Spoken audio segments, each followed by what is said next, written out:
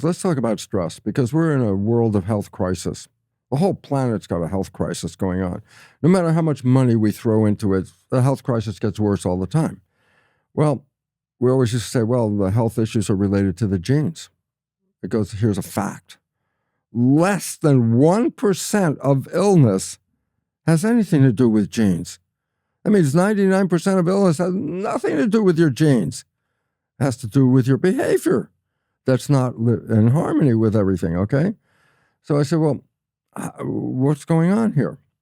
Well, if I can, I'll give you 3 consequences of stress. Stress means, and let me just simplify it, you have a wish or desire to accomplish, go somewhere, do something.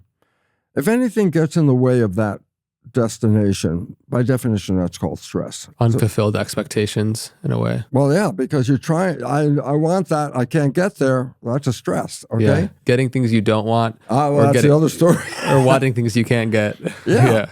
So basically, I say, so what's the story? I said, the moment you're in stress, the brain reads stress levels and releases stress hormones. I go, so what? I say, well, there are 3 results of the stress hormones that then when you put them all together accounts for the entire health crisis on this planet. I say, what are they? Well, number 1, when you're stressed, it goes back to the ancient idea of being chased by a saber-toothed tiger. Stress is something's interfering with your life, run. Okay? Well, when you run, you have to use your arms and legs because that's what's going to carry you away. But the blood in the body is not evenly distributed. It's primarily focused on the gut. I go, why? Well, that's all the organs that maintain your health and your life, replenish the body's energy, repair the damages, do all this stuff, take care of maintenance of the body. So virtually all the blood is concentrated here in the gut. But when stress hormones are released, you want the blood in your arms and legs to say, why? Well, first of all, let's emphasize, blood is the source of energy. So if you're going to run, you want the blood in your arms and legs so you can run, okay? So I said, well, how does it go from your gut to your arms and legs? I go, stress hormones cause the blood vessels in the gut to constrict. And when they squeeze shut, it causes the blood to be pushed to the outer extremities, okay? People feel that when they're afraid. It's like queasy, you get a little queasy, butterflies in the stomach. That's the squeezing of the blood vessel. You can feel it, okay? So that pushes the blood to the arms and legs so you can run away from that tiger. So that's number 1. Number 2, the immune system uses a tremendous amount of energy. So if you've ever been sick, sometimes you don't even have the energy to get out of bed. So now I put a scenario, you're being chased by a saber-toothed tiger, you got a bacterial infection. I said, well, how are you going to split the energy? How much to run away from the tiger, and how much energy should I put into handling the bacteria? It's a no-brainer because the answer is simple. If the tiger catches you, a bacterial infection is not really relevant to you anymore anyway. So basically, number 2, stress hormones shut off the immune system to conserve the energy to deal with the immediate stress. Okay? How effective, I always like to add this, is that when doctors want to transplant an organ from person A into person B, A is a foreign tissue. If you put A into B, the immune system in person B is going to try to reject that. So before they do the transplant, doctors give the recipient stress hormones. So that means when they do the transplant, the immune system is not anxiously ready to destroy it, okay? So number 2, shut down the immune system.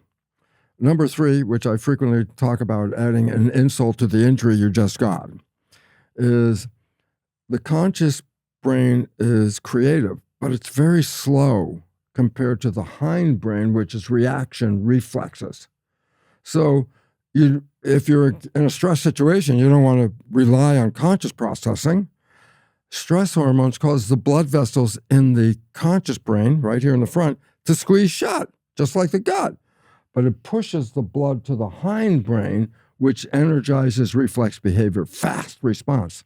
You become less intelligent when you're under stress. Okay, so I say you add up those 3 things. I go, yeah, that's 90% or more of the health issues on this planet are all derived from that stress hormone stuff. I go, well, why? Why would nature do that? Well, nature intended to use it to run away from the saber-toothed tiger. I go, so what? I said, well, 5-10 minutes of running, you escape, you're back, no more threat. But today's world, as we all know, is 24/7, 365 stress. We are actually pushing the stress response beyond normal function to the point that it's actually now causing the issues of illness that we face on this planet. So 90% has to do nothing with your biology other than the consciousness of the stressors that you're trying to deal with. So then if stress makes us stupid and sick, what does gratitude do to increase the length of our telomeres and longevity and make us vibrancy and smart and healthy? Well, telomeres is a key word right here, just to give people what it is. DNA double helix stuff, right? The DNA strand is a series of blueprints to make proteins. The blueprints are called genes. So a DNA strand is a series of blueprints. And when you copy it, there's an enzyme to copy the DNA. So when the cell divides, you have to copy the DNA. So pretend, for example, my arm is a piece of DNA. And the enzyme is like a train moving down the track. And as it goes down the track, it leaves behind a copy of what it just ran over. So it's called a polymerase. It moves down the DNA and makes a copy as it moves down, and the copy is sticking out the back. But then I say, well, what happens when the enzyme gets to the end of the DNA? I say, well, it falls off. I go, yeah, but it didn't copy the part it was on. So every time you copy the DNA, the enzyme gets to the end of the strand, can't copy the end, falls off. You don't copy this part, you lose it. It gets shorter. The next time you copy the DNA, comes all the way down to the end, can't copy it, you lose it again. So every time you copy your DNA, it gets shorter and shorter and shorter. Well, nature, being aware of all this issue, said, I'm going to give you an extra piece of DNA. It's not genes or anything. It's just a piece of DNA. So you can cut it off and lose it. No problem, no problem. But if you run out of the extra piece, which is called the telomere, the next time you copy the DNA, you're actually cutting into the genes, the blueprint part. That's where aging and psychological problems come in and all kinds of issues. That's where it's a downhill part because you're now interfering with the genetic code. So telomeres are this extra length of DNA. Originally, researcher Leonard Hayflick in the 60s said, oh, well, this accounts for aging. You can copy the DNA all the way up until the telomere runs out, and now you're going to age at that point. So after doing the calculations, it comes out, oh, yeah, humans live about 90 years of life. That's how long the telomere is. So everybody said, oh, our life is now determined. I could live 90 years.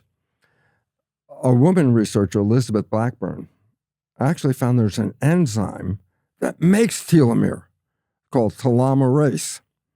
So as you are cutting it short when you copy it, the enzyme can extend it. So all of a sudden it says, well, then what's your age thing? I say, there is not necessarily any aging here because as long as I can keep extending the telomere, I won't be cutting into the genes.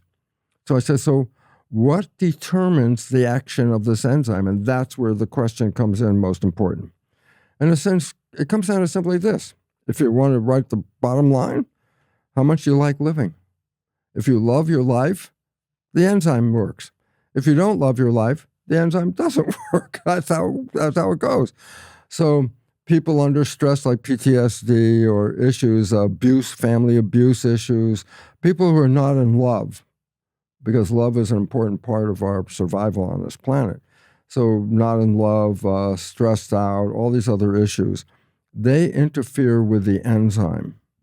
And as a result, they shorten a person's life. Because the person is actually saying to themselves, life sucks. I don't care. And so the system says, okay, well, then you can end it. We're not extending this anymore. In contrast, the characters that extend the telomeres by activating the enzyme telomerase include all the things that we just mentioned, from gratitude, happiness. I have a future. I have things to do. A lot of people, they retire They retire and say, what are they saying when they say that I'm retired? I'm finished. I go, that's a very bad thing to say to yourself, because that means the enzyme will no longer work. And that's why a lot of people go into retirement and then very shortly afterwards, boom, it's downhill, it's all over. But the fact is this: you love your life, you wake up in joy and happiness and gratitude for being alive, you have love around you, you have things to do, very important, things to do are very critical. You take care of your health, meaning, why am I taking care of my health? Because I want to live longer. Oh, okay, that's why the enzyme then is also going to work as well. So there are conscious attitudes that cause the enzyme not to work, which will shorten your life. Most of them are basically affecting the person to say, I don't like my life. In contrast, the things that you love about life and you love it and you enjoy it and you can't have more and more, you keep doing that. And that enzyme will keep increasing those telomeres. And so what's the life of a normal human? Anticipated to be 150 years. I go, well, we obviously have trouble getting there. I go, yeah, because we're obviously not living in harmony on this planet. We're not taking care of our health. We're not in love. All these issues like that are affecting us in a negative way. And the effect is on that enzyme, telomerase, that determines, am I going to extend the telomeres or not? If I don't extend them, there's a termination. If I extend them, it keeps going.